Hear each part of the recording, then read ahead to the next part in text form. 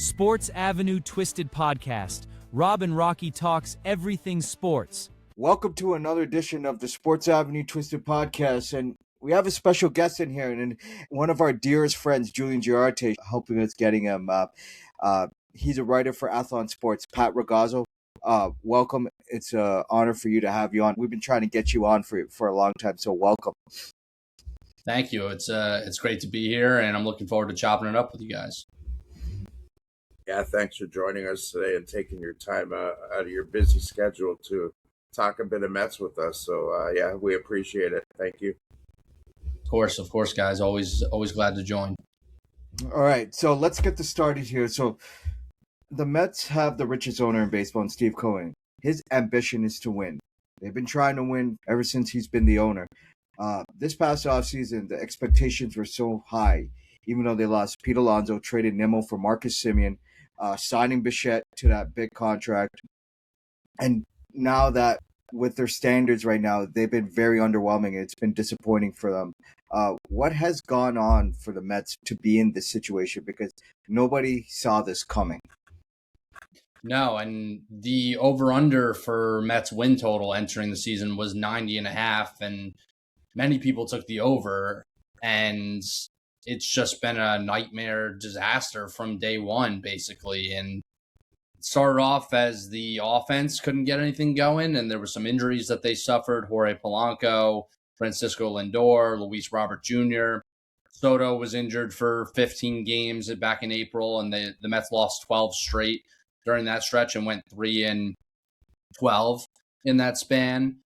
And then it turned into the pitching, and the pitching fell apart. And Freddie Peralta, who was their big offseason acquisition from the Milwaukee Brewers, who was brought in to be their ace, has pitched almost a 5 ERA this season and given them no length. And Nolan McLean hasn't necessarily been the DeGrom type pitcher that everyone was kind of hyping him up to be after 8 starts last year, where he had a 2.06 ERA in his first cameo in the majors. And Clay Holmes was the Mets' best starter to start the year, and he broke his fibula in mid-May. And they just haven't gotten consistency from Kodai Senga, David Peterson, who they just traded from the Cubs, and Sean Manaea has been a disappointment this year too, starting the season off in the bullpen, and then, of course, moving back in the rotation, but suffering from a dip in velocity this year as well. So it really has been an all-around poor performance and underperformance from the entire roster, which started off as offensive struggles and then turned into pitching mayhem as well. Carlos Mendoza was fired a couple weeks ago, and his interim Andy Green took over. Have you heard anything about the search for a new manager? Is this something that they're going to wait until the end of the year, or is it just like a fluid situation? They're looking into that. What can you tell us about that situation? Well, I'm sure David Stearns in the front office has already begun their due diligence. This is a process that's going to officially begin after the season ends, when Andy Green goes back into his front office role as VP of player development, which he's done a tremendous job in over the last 4 seasons or so. And I really look at some of the candidates who would be good fits, and Alex Cora is at the top of the list. And whether it be Alex Cora, Rob Thompson, who got let go by the Phillies earlier in the year, or Carlos Beltran, who Bob Nightingale reported is apparently the favorite. But I think the Mets need an experienced candidate, and I would go for Cora as the crown jewel in this managerial search, just because the Mets can't play around with how much turnover they've had at the managerial position over the last several years. I think that they need to bring in somebody who's proven, and nobody's more proven than Alex Cora, who won the World Series with the Boston Red Sox back in 2018. Now, the Phillies have been resurgent since firing Rob Thompson, and they're leading the NL wild card and could make a push for the division with given the struggles of the Braves. And Don Mattingly's done a great job as their interim manager. So it's possible that Mattingly keeps his job, and I think that would be good for the Mets, because the Mets would want Alex Cora to take over the managerial vacancy after this season. And Alex Cora has familiarity with Dave Dombrowski, the president of baseball operations of the Phillies. They won the World Series together in Boston back in 2018. So I think Cora, who already turned down the Phillies earlier this year to spend time with his family, would love the Phillies job next year, and I think would be a great fit with the Phillies. But the Mets should hope that Don Mattingly keeps his job with the Phillies, which is definitely a possibility given how they've been just a resurgent club since Mattingly took over. What would you say has been the biggest disappointment for the Mets so far, even though they've been having an abysmal season? But in your mind, what's been the biggest disappointment for the Mets? That's a really great question. I would say Freddie Peralta won because he was brought in to be the ace, and he has a 4.63 ERA, I believe, and has not given them length all season. Jorge Polanco, too, because he was brought in coming off a very big year with the Seattle Mariners. He's been injured throughout his 13-year career in the big leagues, so it shouldn't have been too much of a surprise that he came here and went on the IL, just because, given his injury history and age, of course, being in his mid-30s.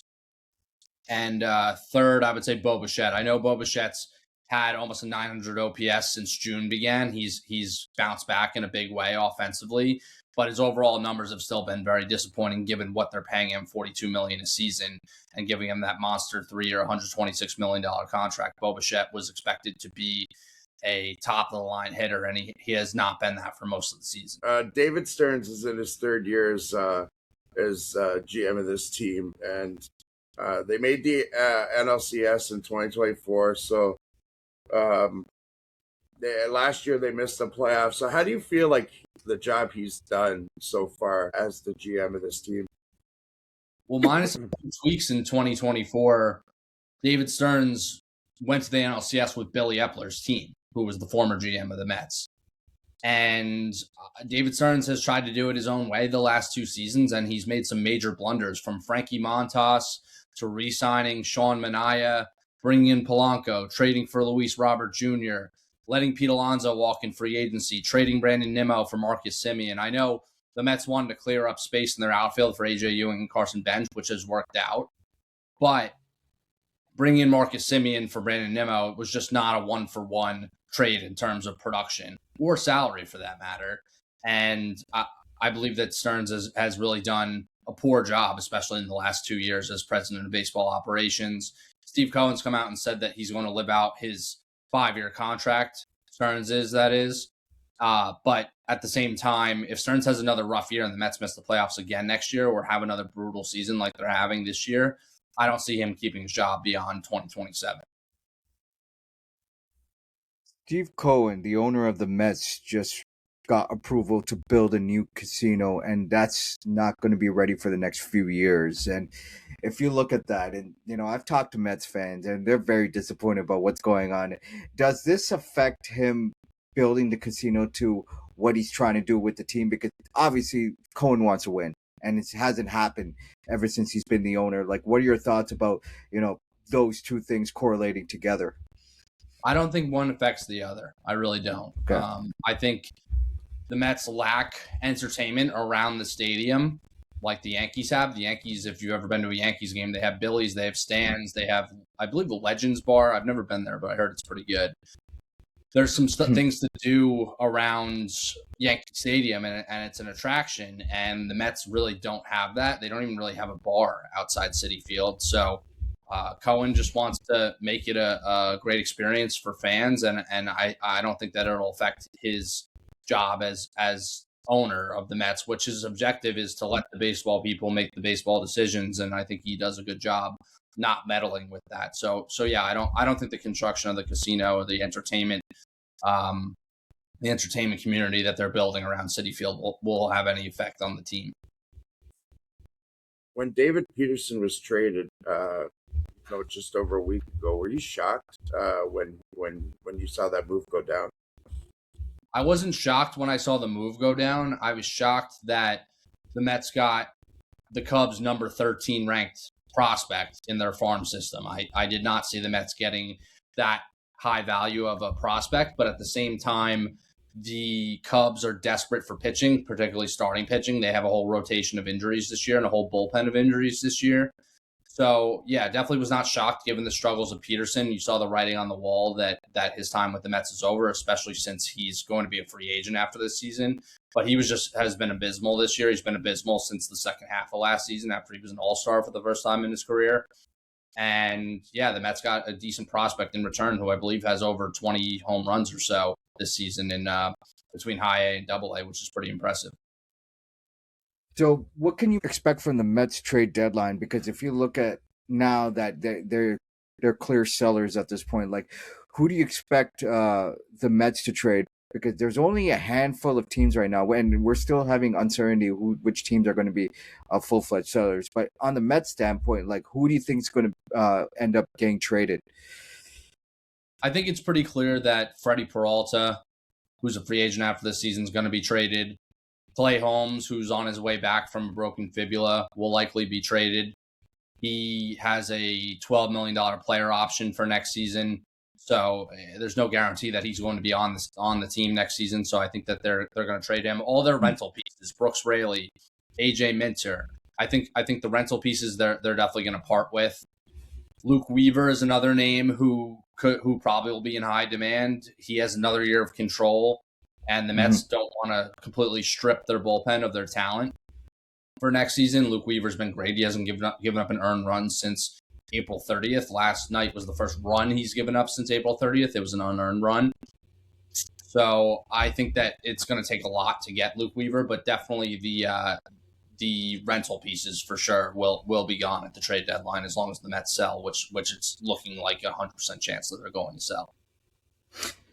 Well, this is the question I'm curious on your take on this, because Francisco Lindor's name's been out there. I think John Heyman and I think Mike Fortes, out of all people mentioned about that. Like, what are your thoughts about like what's going on with Lindor? Because it's such a bizarre situation what's happened to him so far with the Mets. And is there any truth to him being traded? And if so, like is there even any takers that would take his contract? I haven't heard any rumors that he's going to be traded. I think the Mets would be crazy to trade him, even though him and Soto haven't necessarily gotten along to this point.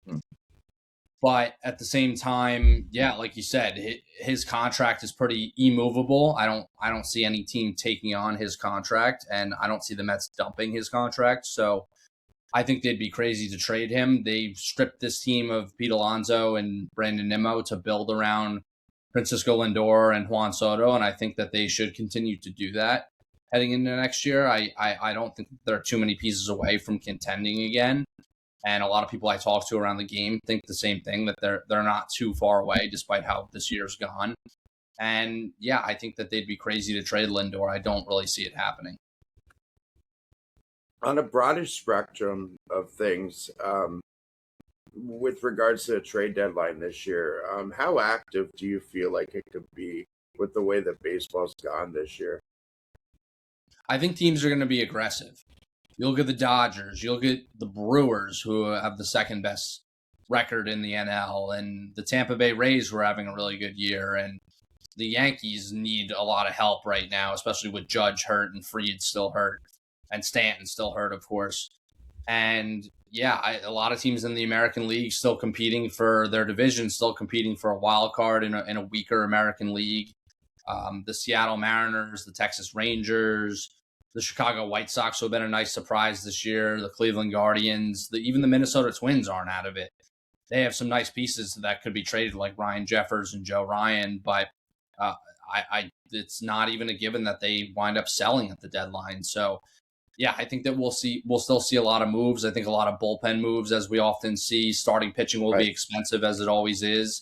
And I believe that the Tigers are going to trade Tarek Skubal, which I know we'll probably get into in a couple of minutes here. But I think it should be a pretty flashy trade deadline this year with so many teams on the cusp of a playoff spot. Could we see like teams that are sellers? Because there's some teams that are out there. There's rentals, of course. They'll get traded. But could we see teams that could go after players beyond this year? Like Joe Ryan, I think, has another year left. Or Sandy Alcantara. I'm curious to see where that goes, because they said that they're not going to trade him. But, I mean, knowing the Marlins, they like to trade like the Rays do. And a team like the Reds, like a Nick Lodolo, for example, like I would think that would be a name that would be out there. Like, what are your thoughts about that? Because teams like the Braves or the Jays are always going after players with term. Like, where does that stand in your mind and all that? Well, I like that you brought up the Blue Jays, because I have heard that they're going after controllable starting pitching. is their goal. I know since I've had that conversation, they've dropped to 7 games below 500. They're in a really rough stretch right now, as you guys know. But that is their trade deadline goal, as long as they're buying, is that they'd rather have controllable starting pitching. And yeah, I think that, teams could wind up trading guys under team control, but it's going to be a premium. Like, it's going to be very expensive for them to acquire controllable starting pitching. It's starting pitching is never cheap, even when it's a rental. And yeah, if teams are going to trade their controllable starters, I think it's going to be they'll have to be blown away with an offer. So we got to get to this Skubal thing because it's been the hottest name, and you wrote an article about Skubal, and a team like the Milwaukee Brewers should go all in on a guy like Skubal, because the last time they made such a magnitude of a trade, that was CC Sabathia back in 2008. And when you wrote your article, you said that the starting price would start with Jesus Mate and then Logan Henderson, and then perhaps Jet Williams, former Mets prospect that was part of the Peralta deal, could be in that deal. And how many teams could go after a player like that? Because you're never going to see a guy like Skubal. Like, it's a seldom to find a superstar starting pitcher that could be a game changer, especially in the playoffs, like a guy like Skubal. All the contenders should be in on him. I know he's making $32 million this year. He's not going to be cheap in salary or prospect capital to acquire, but never count out the Dodgers. I could see him, and that's my prediction, is either he goes to the Dodgers or the Milwaukee Brewers. And I think this is the year the Brewers need to put all their cards down on the table and go for it, because that's their shot to beat the Dodgers in the NL and go to the World Series for the first time in a very long time. And I think that they need to utilize the fact that they have the number one ranked farm system in baseball now, and trade a Jesus Mate, a Logan Henderson, flip a Jet Williams, and get this done and get Tarik Skubal. But to your question, there's going to be a number of teams in on Skubal, whether it's the Cubs, the Phillies, the Rays, the Yankees, possibly the Dodgers, the Brewers. Like, he's going to be highly sought after, and any team that has World Series and championship aspirations should be in on him this summer. Really interested to hear your thought on this, because you mentioned the White Sox having a really nice year themselves, and you got teams like the Nationals, the Cardinals have been surprising. Marlins, are in a wild card spot right now. So do you see any like those type of teams going in at the trade deadline? I think they'll be modest. I do think that they're going to try and fill some needs with some rental players, but I think those teams will be more modest, as we see with their spending and with their aptitude to acquire talent, at least established talent in the majors and expensive talent. Those teams don't really do that, but I think they're still going to look for ways to improve their clubs, and whether it be in the bullpen or in the back end of the rotation, or bringing in a veteran bat to improve their offense. I don't see them being in on the top names, but I think that they're still going to try and find ways to improve. If there's a team out there, like, we know the Padres, they always go nuclear, and you would expect the Dodgers now, they're trying to three-peat for the first time since the early 2000s Yankees. But is there like a surprise team that's out there that could go all in as well? Because, like, the one team that comes in mind for me is the Rays, is because they've been trying to get Ohtani years ago, and they could be in on anyone that could probably try to take over the top, because they have the best record in the AL right now. But is there a team that comes in mind that could be a surprise at the trade deadline this year? Possibly the Cardinals. I think the Cardinals have, like you said, they've had a surprising year after they traded a ton of their core veterans in the offseason. And they have a shot to potentially do something this year. And they have some really good young players, and they could maybe get a little bit more aggressive than people expect them that they will at the trade deadline. I think the Rays are less of a surprise now, given the year they've had and their name, right, their team, I should say, being linked to Skubal already. I think that they're less of a surprise. So when we're talking actual surprises, probably the Cardinals.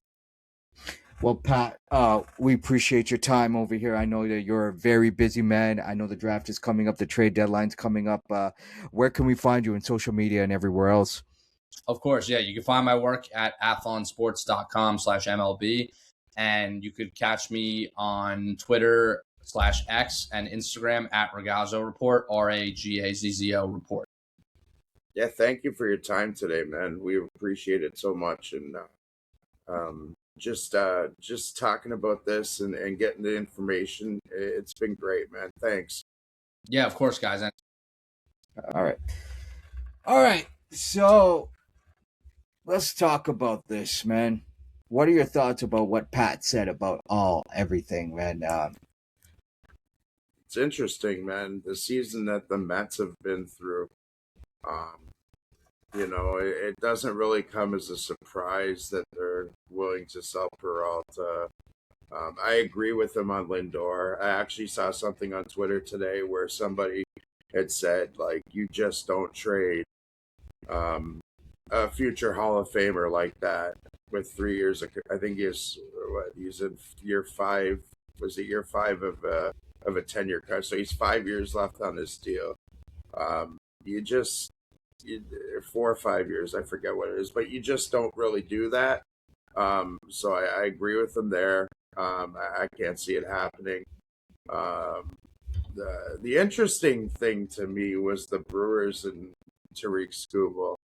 What are your thoughts on that, man? I mean, how many years are going to keep doing this, man? Like, they've been going to the NLCS and just can't get to the World Series. The last time they made it to the World Series was 1982, and I don't know if they can go and what they have to ask for. I mean, Jesus Martinez. Yeah, I mean, I don't know if they don't, yeah, unless it takes two to tango. I'm curious to see what happens now. Like, I know that we'll see what happens, because the thing is, like, Milwaukee needs to go over the top. They got the right players to build around the winner. They got Mazeroski, who's a stud. Kyle Harrison has been an absolute fleece job for the Red Sox to trade him away. Brendan Sprout is starting to come in his own. Like, Shane Drohan is another guy that's come. Yeah. Like, they got pitching, man. They are so, like, Scuba will take it to the next level. Like, is their offense good enough? We'll just have to see, because Milwaukee's in a great situation. Like, they are well positioned to do things they need to do to win for a while, right? So, yeah. I like to talk about another team is St. Louis in that division, exceeding Mm. expectations. Who would have saw this coming? I mean, Jordan Walker, we knew that the talent was always there, but he's become that absolute player that Yeah. he has done. What a player he has become, and building around with JJ Weatherholt and Mason Wynn and Herrera, and Herrera. they're another team that's going to be competing for a long time. And I don't know if they can do this next year. We'll see, because I feel like if they really want to go for it, they could go get pitching. They could go get controllable guys. They got a lot of positional players in the system. They could go get. Do they push Liam Doyle, like, to get called up, or Quinn Matthews, or Tanner Franklin? Like, they got pitching in their system, but can they push it till now? Because Dustin May had a great stretch of a run, and now he's kind of fallen off. But I do think it's still Milwaukee's division to lose. Like, we keep ruling out every time they trade guys. They've traded Peralta. They've traded Corbin Burns. They let go of Willie Adames. But they continue to strive. And you have to maximize this opportunity. You don't know what's going to happen with this lockout. Like, Matt Arnold needs to pull the trigger on someone significant, whether it's a Joe Ryan, whether it's I don't know about Alcantara, but, like, even a Logan Webb, they can take that contract. They have the assets to go get him. I mean, I don't know if they will, but I think those are the type of things that they have to build to win. Like, St. Louis is, I think, just exceeding expectation, but they're going to be around for a while, right? Well, like, right now, they're one game out of a wild card spot. They're 47 and 42. They're fighting with Miami for that last wild card spot. But then you have the Phillies. Like, I mean, they're fighting with all them teams, the Phillies, the Cubs, within the division. So, is that enough for them to get stupid uncomfortable and go after, like I'm not sure if that's like I think when Pat said they could be a team that could you know go after more than you would think they'd go after. I agree with that. I just it will be surprising if they do come out on top with like some interesting like bigger name talent at this trade deadline. And I have a feeling like they'd acquire somebody that nobody's even talking about. Um, but I mean, I just don't know if it's enough for them to be like, okay, we're going all in. But I think you continue to build with that team because um, I don't know if they're there yet, but they're going in the right direction for sure. We just got an update that Byron Buxton just got placed on the IL once again. Again, jeez. The guy can never stay healthy, man. What could have been? I mean, you could say that he's a franchise player, but I mean, it's like Mike Trout 2.0. That's basically what it is. I'm curious to see what Pat was saying about Joe Ryan. And I'm curious because they don't make enough revenue. Their attendance suck. The only thing they have going on is a TV deal, and they have $325 million of debt. I don't know if that's resolved. Maybe it is. I don't know, with some other partnerships. But they have to trade Joe Ryan. It's because you're not going to get much for rental. You don't know where baseball is going to be at next year. You have to maximize the return on what you can get.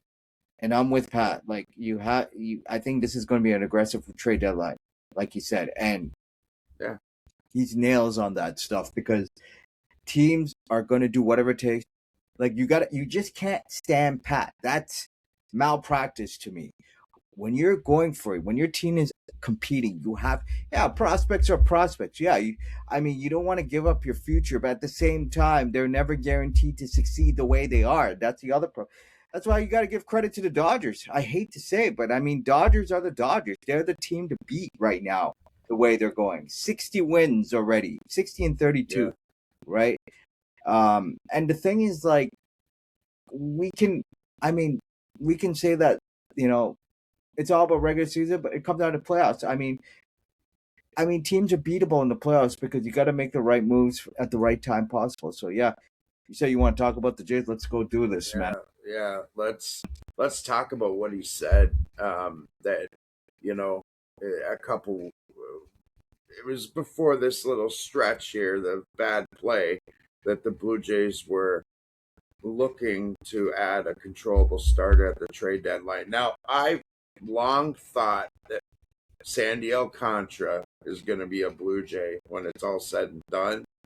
They just have made so many deals together. The Marlins, they have this rapport. He's controllable. I've long thought that. Right now, with the way they're playing, they're going to have to turn it around quick.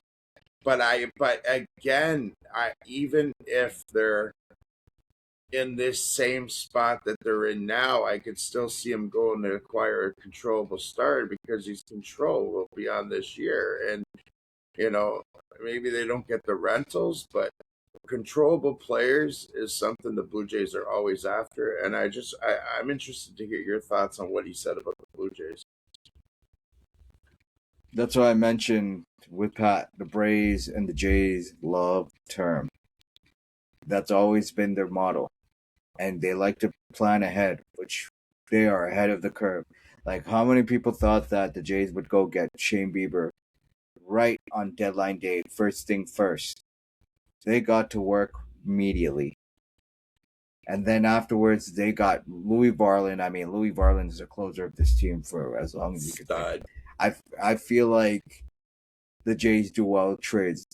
Like you said, Otto Lopez is one guy they let go, but I mean, it took two organizations. It's like Ernie Clement. Clement became an all-star. So that's kind of a makeup thing. I don't know if it's a lost cause because it took two organizations from just like The Clement. thing, Got the idea. thing with Lopez, though, man, they never gave him a chance. That's the thing that bothers me the most, man. It's not about letting him go, but they never gave him a fair shake to show what he could do, man. And I felt like watching this guy in the minors all them years, like I just had this gut feeling that told me he was going to be this type of player, man. And he's finally put it all together.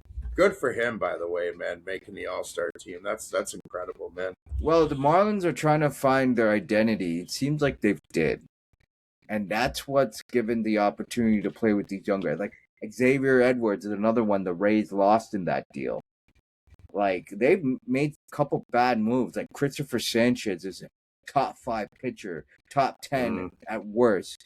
And then you have Xavier Edwards has become a prolific leadoff hitter that teams would die to have. Like the Marlins are the Rays 2.0 because Peter Bendix was the GM before he became a GM of the Rays before he became the president. And those two teams operate exactly alike as well as Milwaukee, but I think Milwaukee's ahead of both of them because they've been in the playoffs every year with their foundation. Like who has a Mazeroski in their staff? You can't even say that too many do, right? Yeah. Like the guy's a workhorse. He's a machine. Like they absolutely fleeced had jobs another great start today. Like he had 10 strikeouts, or I think he finished with 10 strikeouts, maybe 11.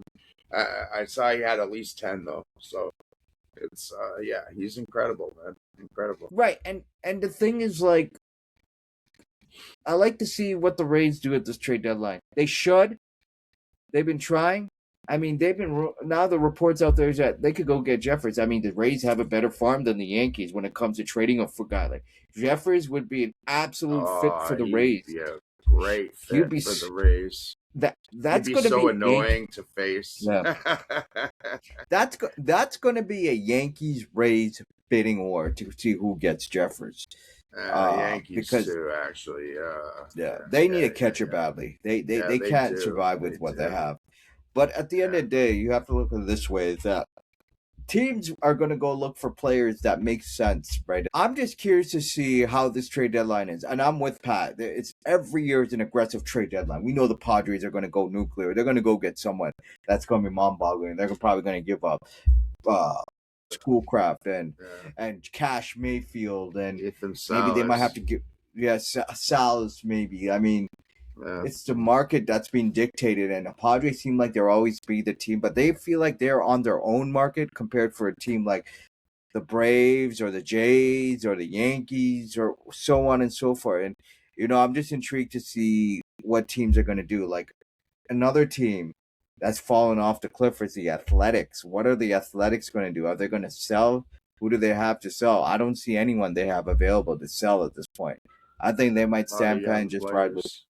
Yeah, just a bunch of young. They might call up what's his name, Jamie Arnold, maybe see what he is about.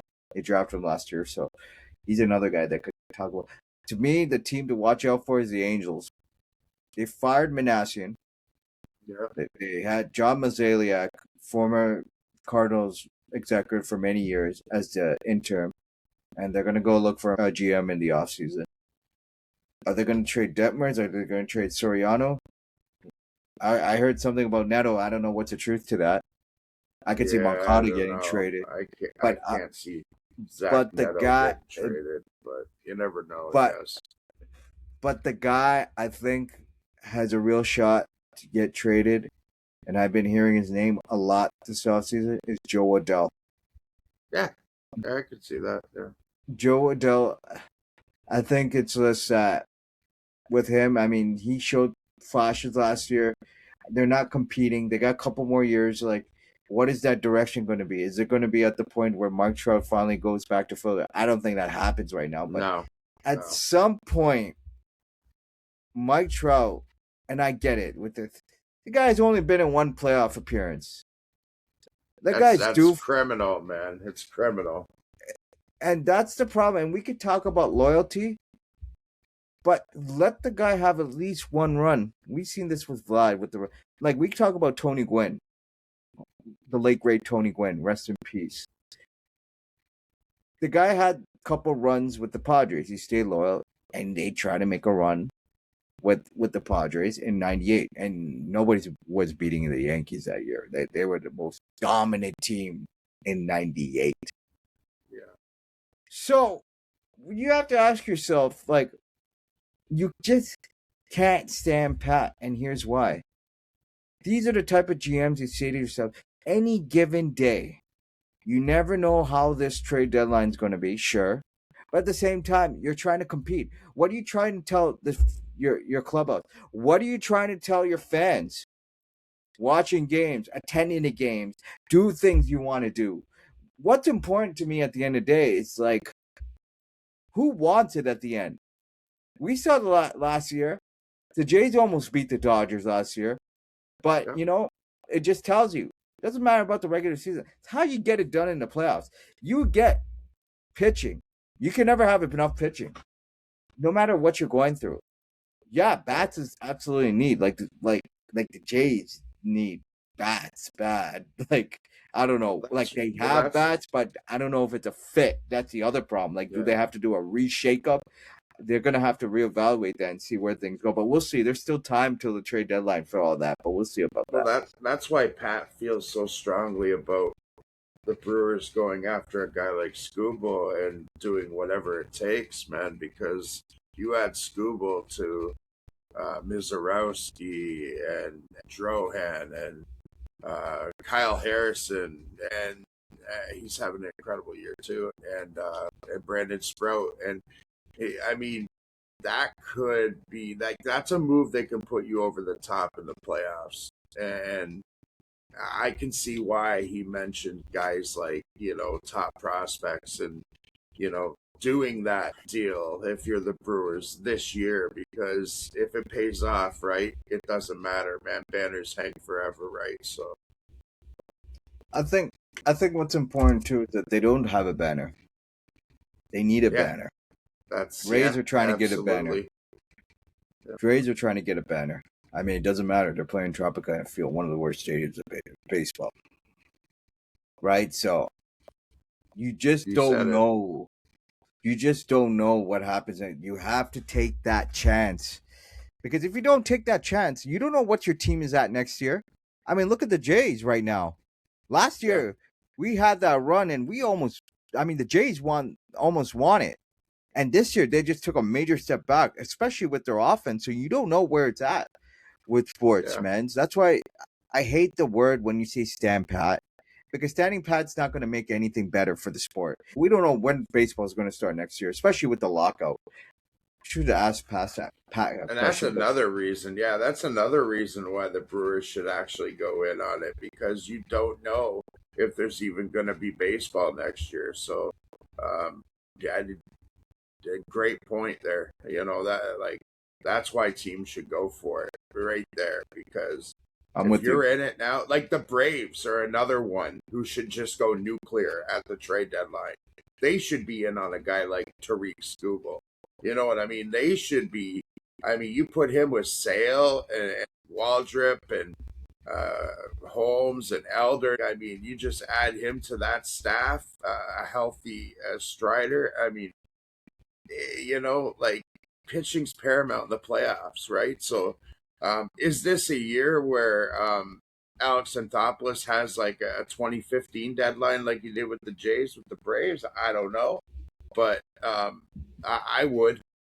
I definitely would if I'm the Braves. Go all in. They're interesting to me. I think with the Braves, their style is not really getting a guy like Skubal, knowing that organization. No, it's not. But it's not for the Brewers either. So, you know what I mean? No, you're not wrong about that. You're not wrong about that. And I want to see who really gets Skubal. You think it's the Dodgers? I mean, if, like Pat said, he thinks it's the Dodgers or the Brewers.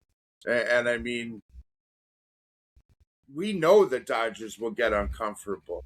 That's the thing. These other teams we've talked about, we don't know if they will. We don't know that they're willing to give up a top prospect, one of the best prospects in their system, to go get a rental. We just don't know that, right? We know the Dodgers will. Like that's the Well, scary part. well, the thing is that when was the last time you had a magnitude player with Scuba? The last person or pitcher I could think of that is a Cy Young caliber pitcher. Is it David Price? Yeah, I'm just trying to might think. I be. know Sabathia's name. Randy Johnson was 98. Um, I don't know about did Roger get traded, but yeah, but like, I mean, you're not gonna see guys like that. Detroit, they got bad ownership, man. Like, their expectations were so high too, and they've been having a very disappointing season, man, this year. And they have to sell. They got to build around with McGonigal. They got to build around with Cole Keith. They got to build around with Max Clark and Josu Briseño and so on, and Dylan Dingler. Like, you got to build around those guys. They have a great foundation, and they got Jackson Jobe coming back later this year. See what you can get from him, right? So build for the future. Go get some assets. Um, yeah, and look, at the end of the day, you're not gonna find multiple Cy Young winners. You're not gonna find a top pitcher like Scuba, who's a top 2 pitcher. I mean, Skeens is taking a fall back. I don't know what's going on with him this year. It could be the WBC. A lot of these guys with WBC aspirations are backfiring. Roman Anthony, Aaron Judge, Vlad, Kirk, Mhm. Skeens, Scuba, like Lindor. Lindor, like the list goes. O'Neal Cruz is another one. Like, there's a substantial situation with the WBC that's affected. That's why I think that plays a part too. I think it gets very underestimated. What about what's his name's face? William Bray is another one. Like, he's supposed to have Yeah. high expectations. He's not really living up to the hype, right? They say. So maybe that is the reason why where baseball's at today. I mean, I looked at the standings today. The Jays, if the Jays can go on a 5-game winning streak, they're right back in this, man. Yeah. Believe it or not. Yeah. They're only Yeah. 3.5 out of the wild card. And I said to myself, Yeah. like, the Red Sox are 4 games out. Like, who wants it? Who needs it? I don't know if it has to do with the longevity and stuff and all, but I mean, there's a lot of players that are playing with disappointment. Bo, Vlad, Kirk. I mean, Cal Raleigh's another one. Mhm. Like, there's Alex Bregman signed that contract. There's so many players that are playing underwhelming baseball. Maybe the changes after the break. Teams need a mental break, physical break. Sure, but at the same time, I mean, everybody goes through its ways, right? Every team goes through its injuries, and injuries can play a big factor in baseball. But I mean, that's why they Jaron say Duran's another one too. Having a Jaron rough Duran's year. another one who's He playing. had He a was great, WBC, playing out of his mind, and just like Roman Anthony, and the season tells a different story. But I mean, the thing is also look at the team like the Nationals or the Marlins or Otto Lopez was playing, I think, but the old Otto Lopez having a hell of a year. guy Give him might that. win a batting title, man. Look at his number. He leads baseball in batting average, like 346 or 3. Yeah, I think it might be higher now. Like he's having an incredible season, man. We might have got rid of a batting champion, man. When it's all I said mean, and done. it's philosophical changes too in organizations too, right? Like maybe the Marlins knew something we don't know. I mean, look at Ernie Clement as a prime example, or Yohendrick Pinango. Like for the Jays, they found guys. Nathan Lucas is another name too. So the Jays have found guys. I mean, every team has its way. Like Miguel Vargas wasn't good for the last couple of years. It took him the 3rd year being a White Sox to figure out what he is, and that's a lot to do with the development with the organization. And right now, it's like all these young kids are coming out of nowhere and they're performing exceedingly. And we have to look at it this way, like, it's just the way baseball's at, and that's why teams are not willing to give contracts to these players, because one, it's important that you have to have a foundation to build for the next 5 to 7 years, right? And teams are trying to do that, like, and also we're going to see what this new CBA is going to be about. I don't think there's going to be a cap, but I do think there's going to be much different penalties in how they want to do this. Like, do they do a luxury floor? Do they do a cap for deferral contract, which I do think that's going to happen. Like, that's going to change, right? So because only certain amount teams and owners can do such things, like the Dodgers or the Jays. Even the Yankees can do it, or the Mets, but they prefer not to, right? Because they don't feel comfortable paying while they're not playing at that time, right? The Dodgers can. I mean, we'll see once these guys retire. We don't know where things at, right? Yeah, maybe the Dodgers might three-peat, sure, but at the same time, let's see what that team is once those guys are all gone by then, like the Mookie Betts or the Freddie Freemans, right? So, well, the Mets are still paying Bobby Bonilla, right? Till 71. The guy's like, what, 58? 13 still more gets years. paid $1 million, man, every Canada Day, right? And did you know that story that it was the Wilpons that suggested them to give him the, which is what a insane. dumb deal, man. July 1st, every year, traditionally, you say Happy Bobby Bonilla Day instead of Canada Day, right? Right? Great. So, Great. I know. It's crazy to think about what's going on. But yeah, like we could wrap this up here. But what do you look forward to these coming weeks heading into the trade deadline with the All-Star break coming up? Chaos, as usual. I think there's going to be lots of chaos, and that's what we love, right? That's what we love with the trade deadline is, seeing the moves, seeing the teams outbidding, hearing the rumors. You know what I mean? Like, it's just, it's just a great time of year, man. Those couple weeks before the trade deadline, leading up to actual trade deadline, I think, I don't think this is going to be any different. I think, we sit here and think, we wonder with the look at the AL, how many teams are going to sell, like, because so many teams are in it. So you're going to have an overabundance of buyers possibly.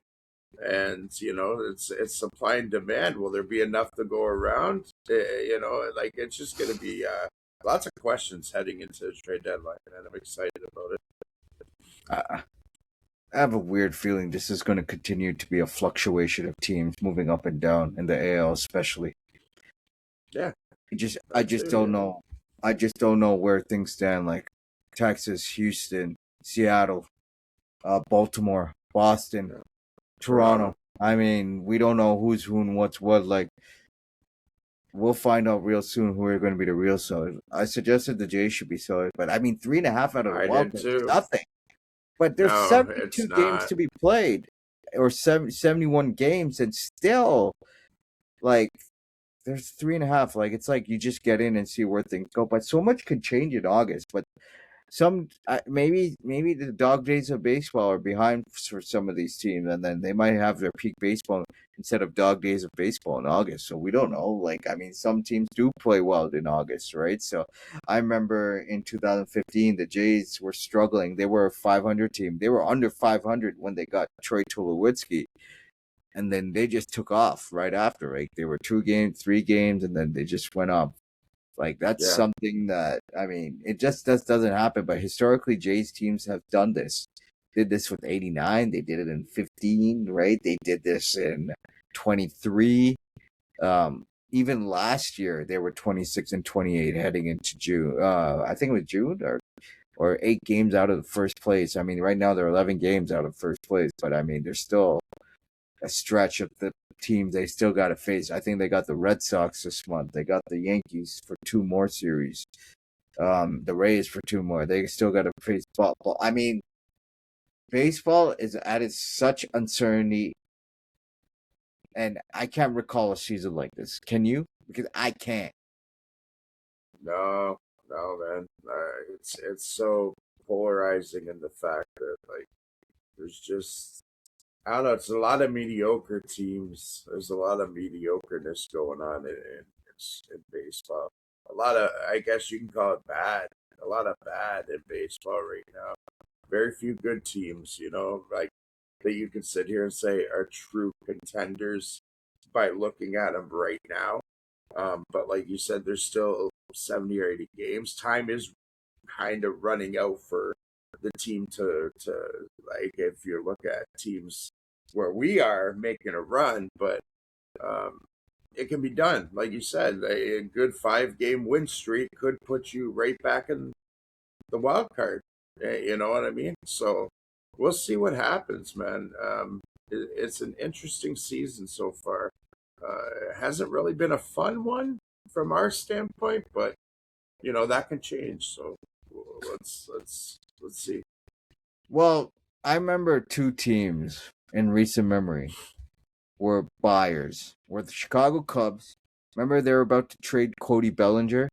Went on a quick run, ended up being buyers. They missed the playoffs. They went to get Jimmer Candelario and someone else. I forgot who. The Texas Rangers last year were buyers. They went to go get Merrill Kelly. And I think, was it Andrew Chafin? I could be wrong. But they ended up being buyers at the trade deadline. They missed the playoffs altogether. So there's so much uncertainty of what baseball's at. Let me give you an example. 2011. St. Louis, I don't know how they did it. St. Louis and the Rays. They were 8 games out of the playoffs. Both made it. And not only that, St. Louis won the whole thing. Yeah. That's the type of season I think we're gonna end up witnessing once again. A team that could be out because the Red Sox were in first place heading into September in 2011. Yeah. That's wild, man. That last day, I could still remember till this day what happened when Longoria got the game-winning home run, the walk-off, and the Red Sox missing the playoffs was one of the wildest things till this day has ever happened. The Yankees ended up winning the division that year, but it was the Rangers and the Cardinals in the World Series, and nobody expected the Cardinals to go to 7 games and winning the whole. That's the beauty part about baseball, man. You just can't expect till you play 162, and that's what the ultimatum is, right? But that's why it's always a marathon, not a sprint, right? So absolutely, and that's why nothing counts to the very end, which is game 162.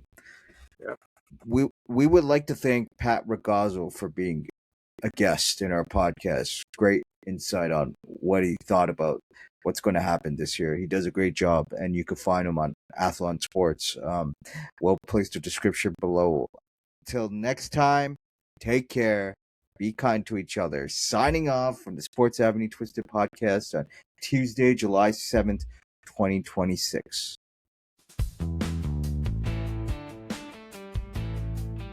Sports Avenue Twisted Podcast. Rob and Rocky talks everything sports.